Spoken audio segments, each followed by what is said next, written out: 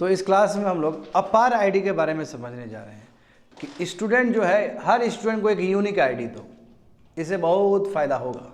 हाँ, मगर कंसर्न भी है, तो देखिए क्या कंसर्न है, क्या फ़ायदा है। तो देखो, GS paper 2 social justice and governance, उसका सिलेबस होगा ये, और इसमें समझने का प्रयास करते हैं कि अपार का मतलब क्या है और क्यों ये न्यूज़ में बना हुआ है। तो अपार का मतलब होता है student automated permanent academic account registry. चलो इसको सिंपल भाषा में बात करते हैं हम लोग। जैसे आपका जो डेटा है स्कूल से रिलेटेड, वो क्लास 10 के बाद कंसिडर करना शुरू हो जाता है। नहीं, क्लास 10 से पहले जो भी किए वो अपनी जगह पे है। क्लास 10 में कितना नंबर आया, आपका माइग्रेशन सर्टिफिकेट, आपका नंबर, किस स्कूल से पढ़े थे, ठीक है, उसके बाद 11, 12, उसके बाद फिर कॉलेज, तो सभी जितने हैं एक आईडी दिया जाएगा आपको, और उस आईडी के हिसाब से डिजी लॉकर में सब आपका डेटा है वो अकुमुलेट हो जाएगा। तो कहीं पे भी इंटरव्यू देने के लिए जाओगे, जैसे आफ्टर कंप्लीटिंग ग्रेजुएशन और मास्टर्स, कहीं इंटरव्यू देने के लिए जाओगे तो वो अपार आईडी दे दोगे, अपार आईडी से वो एसेस कर लिया जाएगा इन्फॉर्मेशन की 10 से लेकर अभी तक का क्या परफॉर्मेंस है उसका। कोई भी बीच में अवार्ड मिला आपको, जैसे हम लोग जाते हैं ना इंटरव्यू के टाइम में, तो कुछ अपना स्किल्ड वाला भी सर्टिफिकेट है तो वो भी लेके जाते हैं। यदि हमने कोई कंप्यूटर कोर्स किया है तो वो भी लेके दिखाते हैं कि देखिए हमने कंप्यूटर भी किया है, हमने ये किया है, हमने यहाँ पे स्किल डेवलपमेंट किया है, ये सभी चीज़। तो ये अपार आईडी से क्या होगा कि जो भी आपका क्रेडिट है वो सब अकुमुलेट हो जाएगा उसमें। बहुत अच्छा थॉट है। अब बहुत ये रियल में ही ई गवर्नेंस का एग्जाम्पल है, इससे बढ़िया होगा। मगर दिक्कत पता है क्या है, इसके लिए कोई स्टैट्यूटरी बैकअप नहीं है, पार्लियामेंट से इसके लिए कोई लॉ नहीं बना है। यदि पार्लियामेंट से कोई लॉ नहीं है तो ससेप्टेबल है कि कुछ भी हो सकता है। मतलब इसमें बच्चे लोग का जो प्राइवेसी है उसका वायलेशन हो सकता है, उसका डेटा का प्राइवेसी का वायलेशन हो सकता है, समझ गए। तो इसलिए एक्सपर्ट चिंता भी जता रहे हैं। देखो इसमें, और ये जो आईडी देने का जो बात है, जाहिर सी बात है मिनिस्ट्री ऑफ एजुकेशन करेंगे, है ना, क्योंकि उनके डोमेन के अंदर ही आता है कि जितने भी एकेडमिक ट्रांसक्रिप्ट हर एक विद्यार्थी का है ना, वो उसके अंदर दर्ज हो जाएगा। यानी कि एक आईडी से आप सब कुछ एसेस कर सकते हो वो चीज़। कोशिश यही है कि जितने भी रिकॉर्ड है उसके जीवन काल में, जो भी रिकॉर्ड्स है, क्लास 10 का सर्टिफिकेट, 11, 12 जो भी है सब हो जाएगा, और इसको लिंक किया जाएगा आधार कार्ड के साथ। अब देखो प्रॉब्लम यहाँ पे, क्योंकि जब ये देखोगे, जब मिनिस्ट्री ऑफ एजुकेशन ने जब इस बात को रखा, प्रोपोजल रखा, तो वहाँ पे कहा गया कि आधार कार्ड के साथ जो लिंक करना वो मैंडेटरी नहीं होगा। मगर जिस हिसाब से सीबीएसई और जिस हिसाब से उत्तर प्रदेश का सरकार इसको बड़े लेवल पे देख रही है, तो उस हिसाब से लग रहा है कि कंपलसरी करना पड़ रहा है, यानी कि कंपल्सन हो रहा है।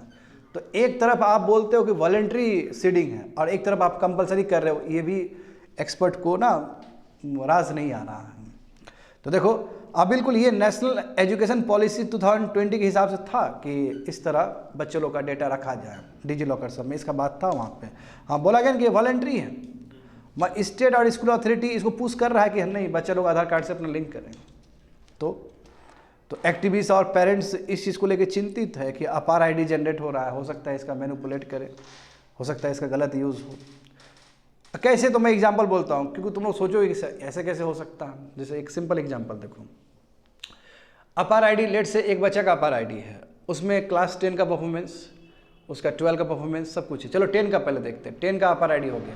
मान लो किसी को पता चल गया कि अच्छा ये बच्चा का 85% आया था, तो फिर कोचिंग सेंटर वाला आएगा कि तुम आ जाओ, हम पढ़ा देंगे तुमको, तुम्हारा ये कमी है, तुम्हारा वो कमी है, वल्नरेबल है कि नहीं है, टारगेटेड एडवर्टीजमेंट शुरू हो जाएगा। फिर बात समझ रहे हो, तो ये प्रॉब्लम होगा। तो इंपॉर्टेंट एस्पेक्ट अबाउट अपार आईडी, तो अपार आईडी का जो मेन कॉन्सेप्ट है कि one nation one student ID, एक देश है और हर एक विद्यार्थी को एक अपना आईडी मिलना चाहिए, जिसमें वो देखो, थॉट कोई गलत नहीं है, थॉट बहुत ही नोबल है, मैं कहूँगा बहुत सुंदर थॉट है, ये होना चाहिए हमारे देश में। मगर जिस तरह आप लागू कर रहे हो, लागू करने का तरीका में प्रॉब्लम है। यदि ये पार्लियामेंट के लॉ से बने तो ज़्यादा बेटर है, यदि इसके लिए डेडिकेटेड पोर्टल हो तो ज़्यादा बेटर है, क्योंकि जो पहले से पोर्टल है उसी में इसका यूज़ करने जा रहा है। यानी कि पहले से जो ऑलरेडी पोर्टल प्रेजेंट है, मैं बताऊंगा थोड़ी देर में। देखो यहाँ पे one nation one student ID है, ताकि वो जितने भी स्टूडेंट्स के एकेडमिक अकम्प्लिशमेंट है या अचीवमेंट है सब वहाँ पे स्टोर हो सके, और उसके बाद आधार कार्ड के साथ लिंक कर दिया जाएगा इसको, फिर डिजी लॉकर में रखा जाएगा इसको। हाँ, तो कोशिश यही है कि कहीं पे भी जाए बच्चा लोग, है ना, इंटरव्यू के टाइम में या फिर हायर स्टडी के लिए, 10-12 का है, हायर स्टडी कॉलेज में जाना है तो अपना अपार आईडी दे दिया, कॉलेज वाला एसेस कर लिया कि चलो भाई तुम पास किए हो, चलो आ जाओ एडमिशन ले लो। तो कहीं पे भी इसका यूज़ हो सकता है इंस्टीट्यूशन एफिलिएशन के लिए। हाँ, कौन सा इंस्टीट्यूशन पढ़ा था, क्योंकि कई बार होता है ना कि यूजीसी से एफिलिएटेड नहीं है और कोई उल्टा पुल्टा कॉलेज से पढ़ के आया है, तो इसे ही पता चल जाएगा कि कौन सा स्कूल से है, एफिलिएशन से है कि नहीं है, प्रॉपर यूजीसी ग्रांट और प्रॉपर यूजीसी से एफिलिएटेड है कि नहीं, सभी चीज़ पता चल जाएगा। अच्छा, इसके लिए बच्चे लोग UDISE+ पोर्टल, जो कि पहले से ही प्रेजेंट है, unified district information system for education plus, ये पोर्टल पहले से ही अवेलेबल है। इसमें क्या है, तुम्हारा एकेडमिक स्टेटस जो रीजनल उस जगह का जो स्कूल सब का है उसको स्टोर किया जाता है, स्कूल्स का डेटा है उसमें, टीचर का भी डेटा है, विद्यार्थी का भी डेटा, और उसी पोर्टल को इसमें भी यूज़ किया जा रहा है। तो यहीं पे एक्सपर्ट को लग रहा है कि ये गलत है, क्योंकि जो ऑलरेडी डेवलप जो पोर्टल है उसमें आप इसको मत करिए, इसके लिए एक अलग से डेडिकेटेड पोर्टल बनाइए। तो एक्सपर्ट का, हाँ, जो एक्टिविस्ट लोग सब है उनका मानना है कि डेडिकेटेड पोर्टल होना चाहिए, जो पहले का पोर्टल है उसमें आप इसको मर्ज मत करिए। और दूसरा क्या है कि लीगल बैकअप होना चाहिए, स्टैट्यूटरी बैकिंग होना चाहिए, क्योंकि है तो बहुत अच्छा चीज़, इसमें कोई सेकंड थॉट नहीं हो सकता, बट कॉशन के साथ होना चाहिए। समझ गए ना? हाँ, तो देखो वही चीज़ लिखा गया है कि स्टूडेंट कभी भी अपना, है ना, डिजी लॉकर वो एक्सेस करवा सकता है। क्या अपार मैंडेटरी है? तो ऐसा तो नहीं लिखा गया, यदि तुम वेबसाइट में भी जाके देखोगे ना तो मैंडेटरी नहीं ऐसा लिखा गया है, बट जिस तरह सर्कुलर जारी कर रहा है CBSE FAQ पेजेस, तो उससे तो थोड़ा सा डाउट लग रहा है कि भाई ये तो कंपलसरी कर रहा है एक तरह से, और लॉ भी नहीं है इसको मैंडेट करने के लिए, जबकि CBSE और स्टेट उत्तर प्रदेश इसको पुश कर रहा है कि भाई सबको अपार आईडी दो और सबका आधार कार्ड से लिंक करो। समझ गए ना बात को? हाँ, तो what are the concerns expressed by the expert on APAAR ID? तो एक्सपर्ट का क्या मानना है? जो एक्सपर्ट है, जो एक्टिविस्ट है, उनका मानना है कि देखो कि अपार प्रोग्राम कहाँ से, उसका जेनेसिस क्या है, क्या ये एग्जीक्यूटिव ऑर्डर है, क्या ये लेजिस्लेटिव ऑर्डर है, पता ही नहीं चल रहा है जी। और ये लेजिस्लेटिव ऑर्डर होना चाहिए था, यानी कि लेजिस्लेटिव बैकअप होना चाहिए था, पार्लियामेंट से लॉ बनने चाहिए थे इसके लिए।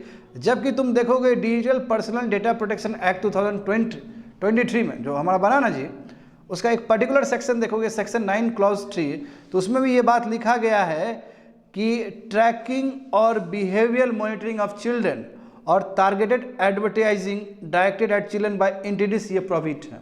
तो आप तो लगभग वही करने जा रहे हो इसमें, बात समझे? इसका वायलेशन हो जाएगा, आपका लॉ का खुद वायलेशन हो जाएगा, ये बात हो गया। और एक्सपर्ट का मानना ये है कि इस तरह यदि ओपन APIs हो, इस तरह यदि ओपन हो तो फिर चिल्ड्रन वल्नरेबल हो जाएगा, फिर उसको टारगेटेड एडवर्टीजमेंट किए जाएंगे, उसके साथ फिर कोचिंग सेंटर सब या अलग अलग फिर उसका डेटा का मिसयूज भी हो सकता है। तो इसलिए देखो वही साइबर सिक्योरिटी का एक कंसर्न रहेगा, है ना, और बच्चा का बात है वो, तो इसलिए लीगल बैकअप होना चाहिए और नेसेसरी सेफगार्ड होने चाहिए। That's it, completed.